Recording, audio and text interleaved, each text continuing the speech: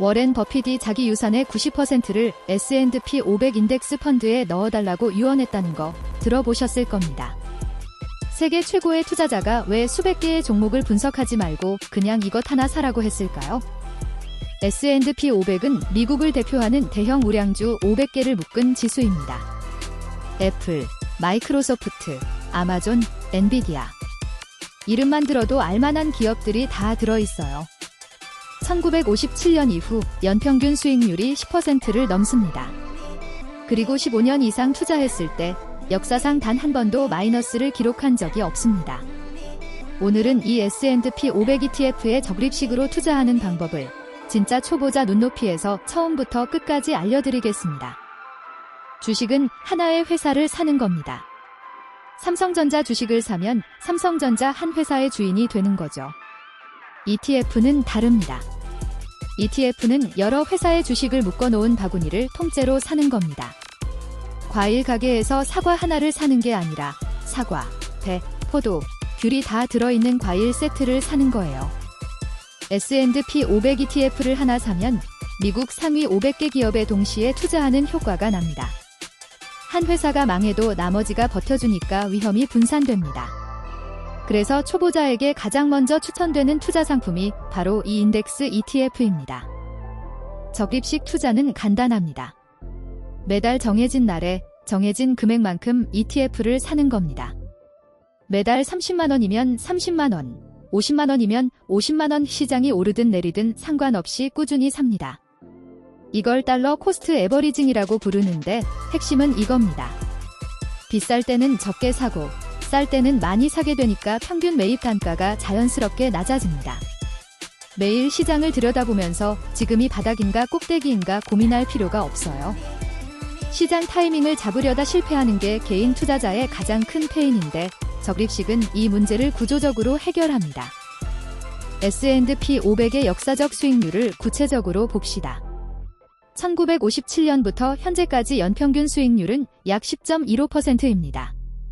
복리로 10%면 7년마다 원금이 2배가 됩니다. 30년이면 17배. 매달 50만원씩 30년 넣으면 원금은 1억 8천만 원인데 복리 수익까지 합치면 약 10억 원이 됩니다. 물론 매년 10%씩 오르는 건 아닙니다. 어떤 해에는 30% 오르고 어떤 해에는 20% 빠집니다. 2008년 금융위기 때는 반토막이 났어요. 하지만 10년 이상 들고 있으면 마이너스 확률이 극히 낮아지고 15년 이상이면 역사적으로 단 한 번도 손해를 본 적이 없습니다. S&P 500 ETF는 크게 두 종류가 있습니다. 미국에 직접 투자하는 해외 직투와 한국 증권사에서 사는 국내 상장 ETF. 먼저 해외 직투부터 볼게요. 대표적인 게 3개입니다. VO, IVV, SPY. 셋 다 S&P 500을 추종하는데 운용 보수가 다릅니다. VO는 뱅가드에서 만든 건데 보수가 0.03%. 거의 공짜에 가깝습니다. IVV는 블랙록, 역시 0.03%. SPY는 가장 오래된 ETF인데 보수가 0.0945%로 셋 중에 가장 비쌉니다. 장기 투자에서 보수 차이는 복리로 쌓이니까 VO나 IVV가 유리합니다. 다만 해외 직투는 환율 변동의 영향을 직접 받고 해외 주식 양도소득세가 연 250만원 초과분부터 22% 부과됩니다. 해외 직투가 번거롭다면 국내 상장 ETF도 있습니다. 한국 증권사 계좌에서 원화로 바로 살 수 있어요. 대표적인 게 타이거 미국 S&P 500, KODX 미국 S&P 500TR, 애쉬 미국 S&P 500.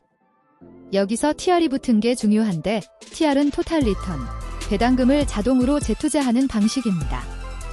배당금을 따로 받지 않고 알아서 재투자되니까 복리 효과가 극대화됩니다. 국내 상장 ETF의 가장 큰 장점은 연금저축이나 IRP 계좌에서 살 수 있다는 겁니다.